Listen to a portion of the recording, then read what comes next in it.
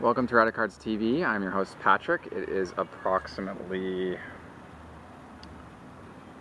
Saturday, May 17th, 2014, 5:46 p.m. Pacific Standard Time. Today I went to Frank's and bought some more things. So I got there and I had to actually exchange a super shoebox for a new one, because the one I brought home 2 weeks ago or last week or whenever had a break in the partition, and I'm really particular about that. So actually we'll just leave this open. So I exchanged that and then just kind of walked around a little bit, and I went to a couple different people's booths. I always end up going back to the same old, and my buddies, the same booths that I always go to. I got this for free today.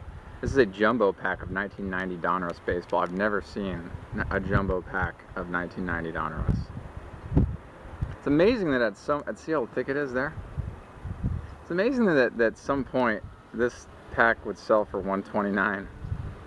And the profit margin for Donruss back in the day must have been, I mean, in thousands of points. Cost them like 10 cents to make.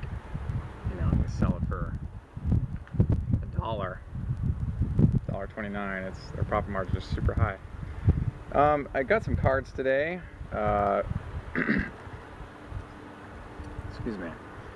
And we're going to kind of go through these. So this is one from '93 Leaf. This is the Dave Winfield 3000 hit card that was sort of like an insert. Now this was one of my first blog posts back in 2010 was about this card. I don't know what the insertion ratio was for these, but this was one of the cards at the end of the set. There's also like the '93 Leaf Frank Thomas certified autograph. There's that one as well. These are kind of unique. They're cool. Definitely underrated. I got another one of these e-cards that I've talked about in another video. It's pretty fun. I got Card Guard King Griffey Jr., which I think I already have, but it's one of those you just don't see very often. So he's holding his 89 Upper Deck, maybe the last iconic rookie card in baseball. Classic. This one's pretty interesting. This is oh, that's fun. This is the eyelash underneath the. This is the This is a Foot Locker card. Now I have a Griffey from this set, but I don't have. Now I have Bo Jackson from this set. I don't know how these are. I think when you bought a pair of shoes, maybe you got a set of cards. I don't really know, but this is the Bo Jackson. Looks like he's got a basketball uniform on there. I'm well aware of the fact that he played baseball and football, but I have less knowledge with regard to his basketball career. Maybe in Auburn? I'd have to read the back of this. Oh, he did the Foot Locker Slam Fest Slam Dunk Contest. If the superstar on this card wins the Foot Locker Slam Fest Slam Dunk Contest, you win great savings. Bring in the winning card between May 18th and July 31st and receive a free pair of Wilson athletic shoes and 50% off any purchase. So that's kind of unique. This is almost like a redemption card. Griffey is in the set too. I don't know who else is in this set though. I'd be curious to do some more research on this. It's kind of cool. 96 Studio. We got a bronze press proof. Joe Carter. Love this. So what's interesting about these, the fact that they're awesome, is that on the backs of a lot of these studio press proofs, you've got like some flaking at the top. You'll kind of see it there on that card. This is a tough card to get with the backs that don't have flaking. I've purchased a couple different Thomas cards hoping to, you know, Here's a Robin Ventura, same thing, a little flaking on the top there. This is the same bronze press proof.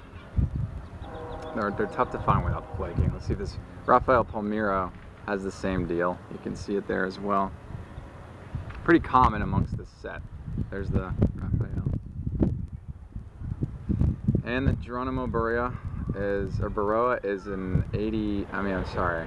This is the gold press proof, the number to 500. A little bit rarer.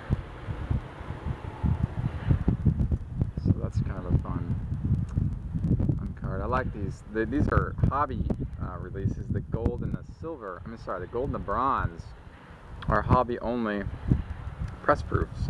And then the competitive advantage for the retail only cards are the silver press proofs, and those are numbered to 100. Those are actually the hardest ones to find. Because retail cards get sifted through by youngsters, and then stuff gets disorganized, gets damaged, packs get randomly placed into other boxes, and then stuff gets just trashed in retail, so it's hard to find that stuff in good shape. Hard to find it in general. This is a 95 Ultra Home Run King. Griffey? I remember when I got the Thomas of this when I was younger, really loving this card when I was younger. I think I paid a couple bucks for the Thomas back in 95. Got a 96 Studio stained glass, Jeff Bagwell. These are really fun. Kind of see through there. Love that card. Great set. Oh, this is fun. 97 Ultra Home Run Kings. Now this is translucent with like that almost hollow foil imprintation on it. It's great looking, says Movon. Love it. So fun. Love that technology. This is a set that I'm piecing together slowly. I'm not sure if I have the Kenny Lofton or not, but now I do. This is 94 Ultra Rising Stars. This is just such a cool set. Got the planetary spectrum in the background and the hollow foil nameplate. So fun. It's a 12 card set. A lot of rookies, up and coming guys, of course, for the Rising Stars theme. I love that the planets theme on this set is just so cool. Metal Universe did a set, Planet Universe or something, I can't remember now, but All Galactic Stars is what it was. They have the planets theme as well. Really nice presentation. I also got some Thomases that I dug out. Stuff I already had again, but for the price point it made sense just to get a few more copies of these cards. These are cool. I'm not sure if I have this. I think I do. This is 2002 Fleer Golden Moments Thomas. 97 Circa Boss. I think that's all it is. Yeah, and then I think there's a Super Boss parallel to this. You've got the embossed on it. I love this. This is such a fun set. I love that. 92 Ultra All-Stars. Got to have another one of these in the set in the collection. I like these cards a lot. I've showcased these a few times in other videos. There's something about the marble on these. Really nice. Probably hard to find these. This one's like not centered quite well, but good looking card. Black border. Hard to find in good shape. 97 Ultra Power Plus. If I have my knowledge is correct right now, there are two versions of the Power Plus. Yeah, I think it was the 97 that had two versions. It might have been 98. I can't remember. Wonder Years. I believe this is 98 Upper Deck Wonder Years or 98 Upper Deck. I think it's just Upper Deck. I don't think it's a retro. I think it's just Upper Deck Wonder Years. Love the fluorescent colors on the border of this card. Now they make, so this is back when Upper Deck was doing like, there's like stuff underneath the, when Upper Deck was doing those like base insert, and then they had a double that was numbered to 2000, and a triple numbered to 100, and then they had a quadruple numbered to 25, and then a home run numbered to 1. The Wonder Years is like that. Immaculate Perceptions is like that. There are a few others that they did that year that were like this. They had the 4 different parallels. I've never seen the one of the Wonder Years, but I recently saw a Jeff Bagwell that's the quadruple, or is it the, I think it's the quadruple number 25. And the difference between that card and this card is that the pink on the border is ever so lighter than this one. I almost feel like it's like a lost opportunity. They could have done like a blue or even a yellow. They could have just done a different design altogether, a different color spectrum altogether. Beautiful cars nonetheless. I love them. I love the color combinations here. I just think that they could have, the presentation, they could have done a whole lot more with that foursome of cards. Kind of cool. 93 Leaf, Gold Leaf Stars, Frank Thomas and Mark Grace.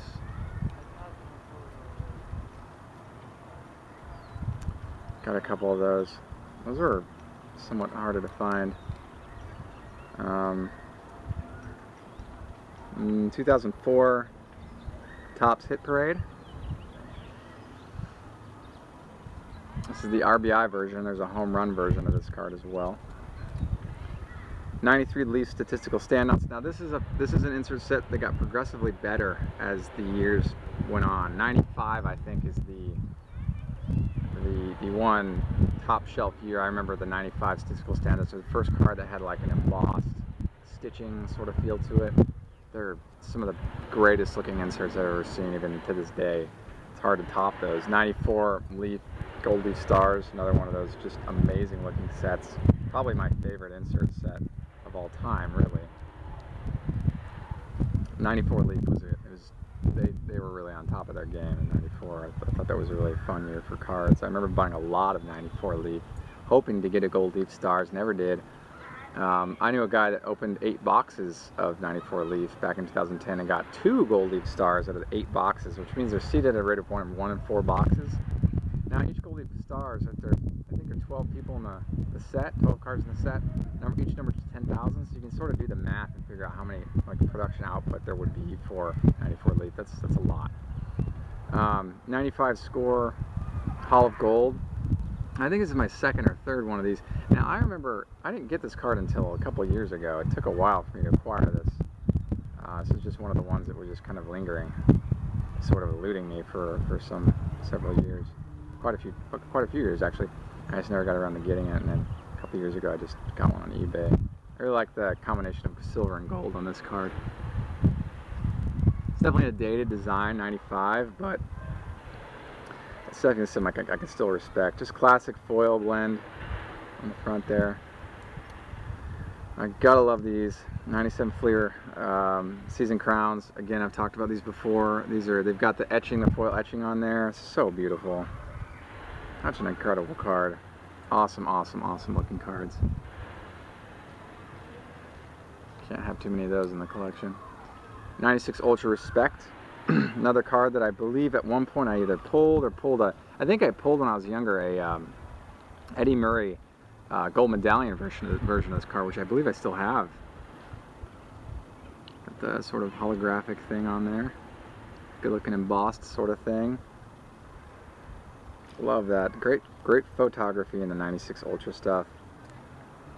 And this is cool. This is the 2000 Fleer Tradition Grass Kickers, Frank Thomas. Good looking holofoil design there. Definitely a real close-up of the card. Thomas's face. Almost a close-up that I want to say it was 99, I think.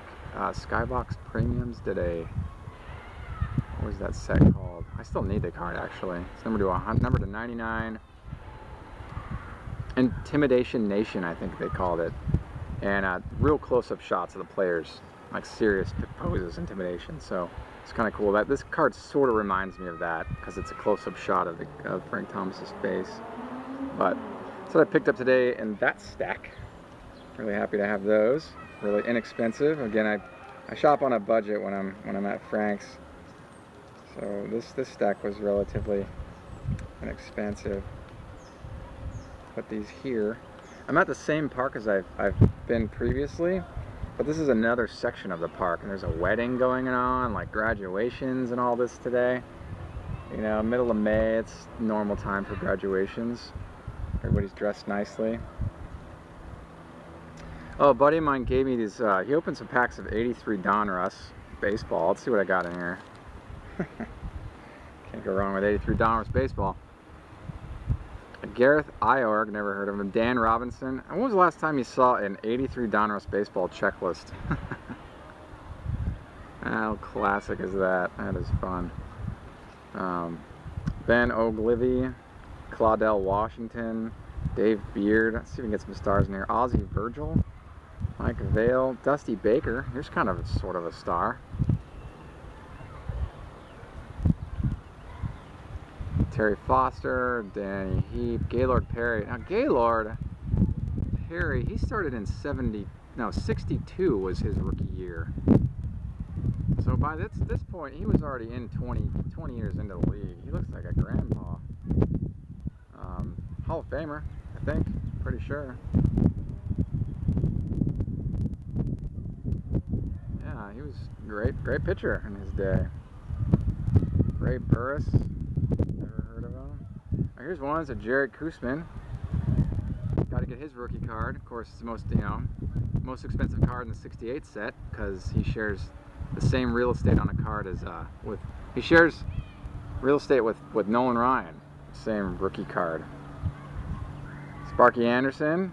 Wow, when he was a manager, but he's actually batting in this particular photo. That's interesting. That's kind of cool. He's a manager, but he's in the batting pose. Ivan DeJesus, which is not a rookie card. Ed Whitson.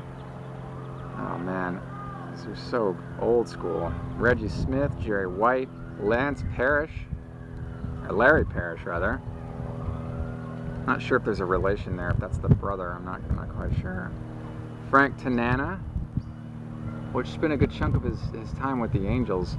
I can't remember why he got traded to the Red Sox. I used to know this. Back in '80, Frank Tanana, the Red Sox. I can't remember. But this guy here played with the Angels in his early years. I feel like a part of me feels like his rookie's in the 75 top set. I don't remember. Bill Madlock. His rookie is in, I believe, the 81 top set. No, that can't be right. He's got to be earlier than that. 77? I can't remember. It's like blending together. 70, maybe 75? Jim Beattie. Bruce Sutter, he's a Hall of Famer right here. 73. He made the Hall of Fame relatively recently, I think. Last couple of years. Now, Donruss did the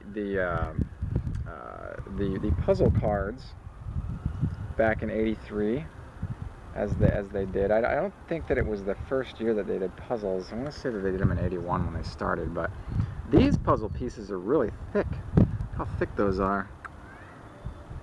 There's a piece of, I don't know who's on the who's the guy at this year, but these ones probably go together really well in terms of like sticking together. See, later on down the line, like later 80s, early 90s, the puzzle pieces were really flimsy, and I used to put these puzzles together, and I used to have to use like super glue to get them together to stay together, and then they look nice framed. But I just thought that was interesting. That this is the first time I've seen these puzzle pieces, and they're so thick.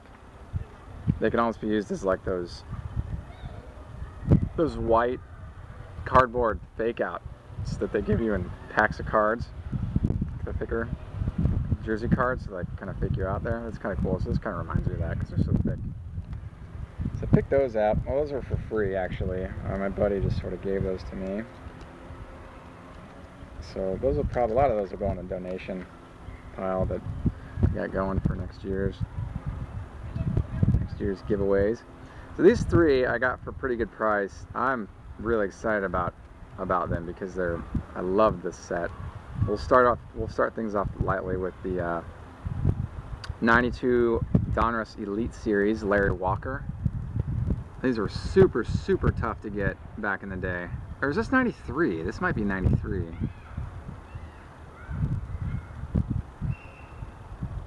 I think this is 93 because 91 they did cards 1 through 8 and then, or 1 through 9, and then 92 was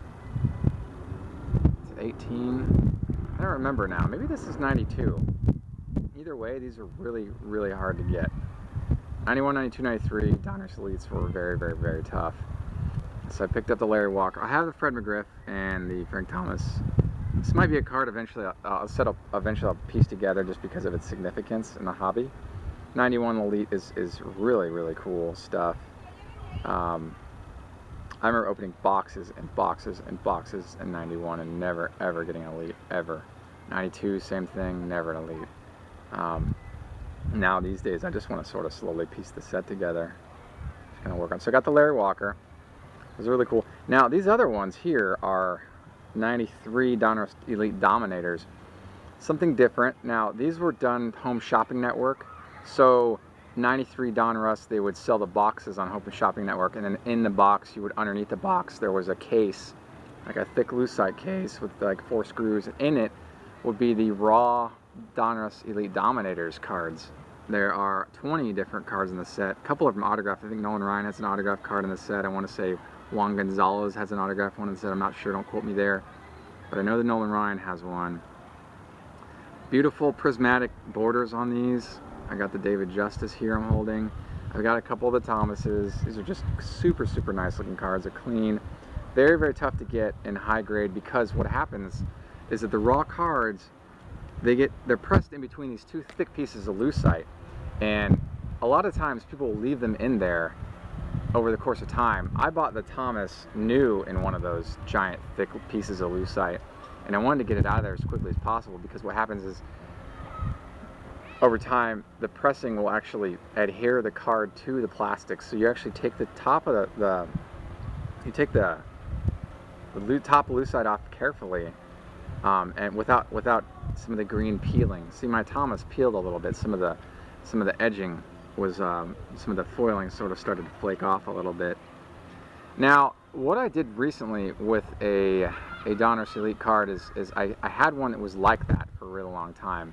I took one of the halves off of the card, off of the other piece, like one of the slab halves. Took it off, then put the other one that the card was stuck to, put it in the freezer for about 10 minutes, and then pulled it out and dried it off with a blow dryer, and then slowly like put a penny sleeve underneath and sort of started like chiseling it up a little bit, and that was how I got the card off.